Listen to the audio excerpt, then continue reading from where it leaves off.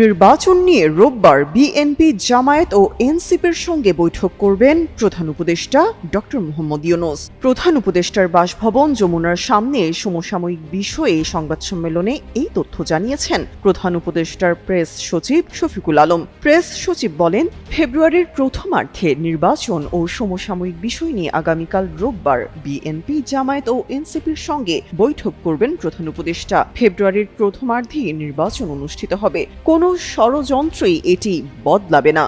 এ সময় প্রেস সচিব শফিকুল বলেন, সুচিকিৎসার জন্য প্রয়োজনে গণ অধিকার পরিষদের সভাপতি নুরুল হক নূরকে বিদেশে নেওয়া হবে। তিনি বলেন, গতকালের ঘটনায় জাতীয় পার্টির কোনো ভূমিকা ছিল না, এটি তদন্ত কমিটি খতিয়ে দেখবে এবং আহত সবার জন্য সর্বোচ্চ ভালো চিকিৎসা নিশ্চিত করার নির্দেশ দিয়েছেন প্রধান উপদেষ্টা। প্রেস সচিব আরও বলেন, নুরুল হক নূরের উপর হামলায় পরিবারকে ফোন দিয়ে